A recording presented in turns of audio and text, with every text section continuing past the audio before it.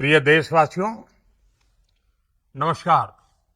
हम सभी ने बीते दिनों में देश का सामर्थ्य और उसका संयम दोनों देखा है। मैं सबसे पहले भारत की पराक्रमी सेनाओं को, सशस्त्र बलों को, हमारी खुफिया एजेंसियों को, हमारे वैज्ञानिकों को, हर भारतवासी की तरफ से सैल्यूट करता हूं।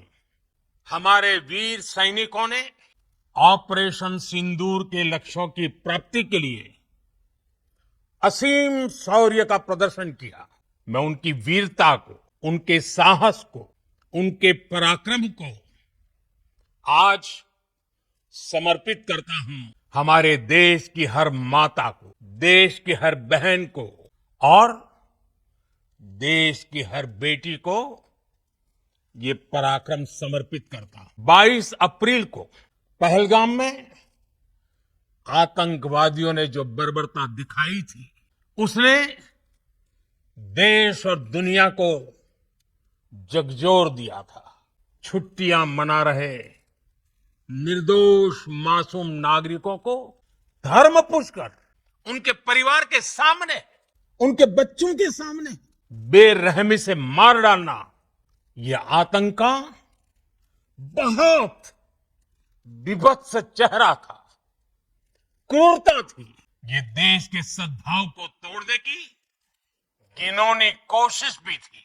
मेरे लिए व्यक्तिगत रूप से ये पीड़ा बहुत बड़ी थी। इस आतंकी हमले के बाद सारा राष्ट्र, हर नागरिक, हर समाज, हर वर्ग, हर राजनीतिक दल एक स्वर में आतंक के खिलाफ कड़ी कार्रवाई के लिए उठ खड़ा हुआ। हमने आतंकवादियों को मिट्टी में मिलाने के लिए भारत की सेनाओं को पूरी छूट दे दी और आज हर आतंकी, आतंक का हर संगठन जान चुका है कि हमारी बहनों बेटियों के माथे से सिंदूर हटाने का अंजाम क्या होता है। ऑपरेशन सिंदूर ये सिर्फ नाम नहीं है, ये देश के कोटि कोटि लोगों की भावनाओं का प्रतिबिंब है। ऑपरेशन सिंदूर न्याय की अखंड प्रतिज्ञा है। 6 मई की देर रात, 7 मई की सुबह पूरी दुनिया ने इस प्रतिज्ञा को परिणाम में बदलते देखा है। भारत की सेनाओं ने पाकिस्तान में आतंक के ठिकानों पर, उनके ट्रेनिंग सेंटर्स पर सटीक प्रहार किया। आतंकियों ने सपने में भी नहीं सोचा था कि भारत इतना बड़ा फैसला ले सकता है। लेकिन जब देश एकजुट होता है, नेशन फर्स्ट की भावना से भरा होता है, राष्ट्र सर्वोपरि होता है, तो फौलादी फैसले लिए जाते हैं, परिणाम लाकर दिखाए जाते हैं। जब पाकिस्तान में आतंक के अड्डों पर भारत की मिसाइलों ने हमला बोला, भारत के ड्रोन्स ने हमला बोला, तो आतंकी संगठनों की इमारतें नहीं, बल्कि उनका हौसला भी थर्रा गया। बहावलपुर और मुरिद के जैसे आतंकी ठिकाने एक प्रकार से ग्लोबल टेररिज्म की यूनिवर्सिटीज रही है। दुनिया में कहीं पर भी जो बड़े आतंकी हमले हुए हैं, चाहे 9/11 हो, चाहे लंदन ट्यूब बॉम्बिंग हो, या भारत में दशकों से जो बड़े बड़े आतंकी हमले हुए हैं, उन सब के तार कहीं ना कहीं आतंक के इन्हीं ठिकानों से जुड़ते रहे हैं। आतंकियों ने हमारी बहनों का सिंदूर उजाड़ा था, इसलिए भारत ने आतंक के ये हेडक्वार्टर्स उजाड़ दिए। भारत के इन हमलों में 100 से अधिक खूंखार आतंकवादियों को मौत के घाट उतारा गया है।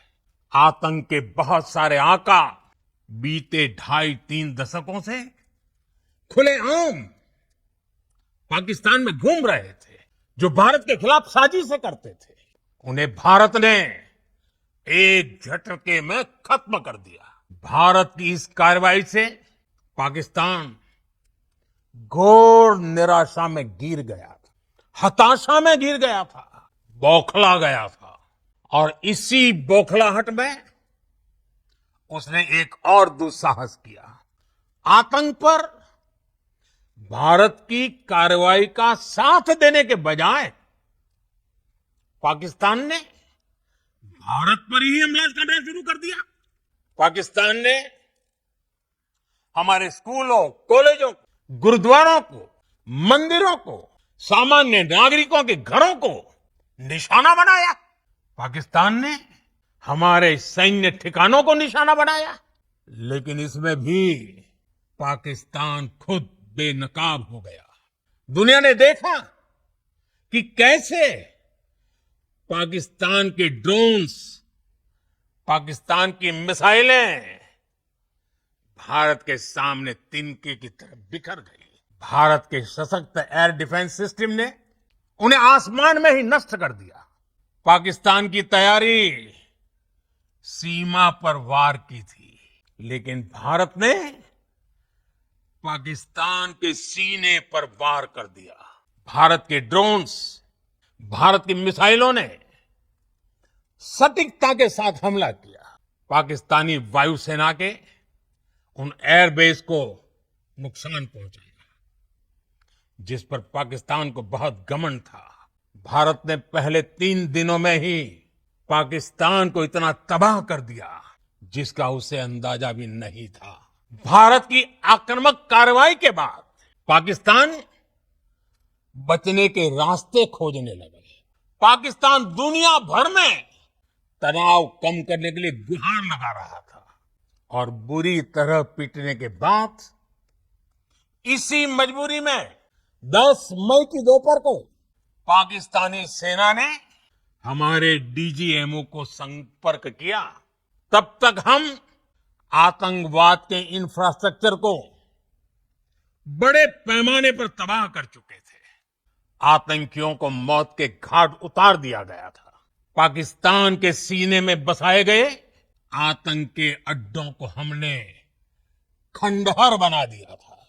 इसलिए जब पाकिस्तान की तरफ से गुहार लगाई गई, पाकिस्तान की तरफ से जब ये कहा गया कि उसकी ओर से आगे कोई आतंकी गतिविधि और सैन्य दुस्साहस नहीं दिखाया जाएगा, तो भारत ने भी उस पर विचार किया।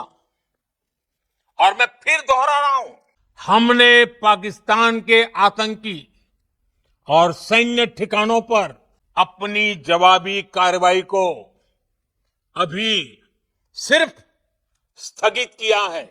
आने वाले दिनों में हम पाकिस्तान के हर कदम को इस कसौटी पर मापेंगे कि वो क्या रवैया अपनाता है। साथियों, भारत की तीनों सेनाएं, हमारी एयरफोर्स, हमारी आर्मी और हमारी नेवी, हमारी border security force BSF, Bharat के अर्धसैनिक बल लगातार अलर्ट पर है। सर्जिकल स्ट्राइक और एयर स्ट्राइक के बाद अब ऑपरेशन सिंदूर आतंक के खिलाफ भारत की नीति है।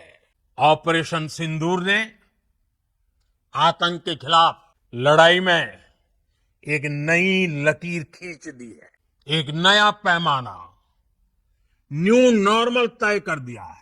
पहला, भारत पर आतंकी हमला हुआ तो मुंह तोड़ जवाब दिया जाएगा।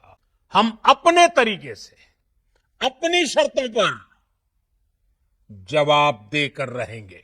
हर उस जगह जाकर कठोर कार्रवाई करेंगे जहां से आतंक की जड़ें निकलती हैं।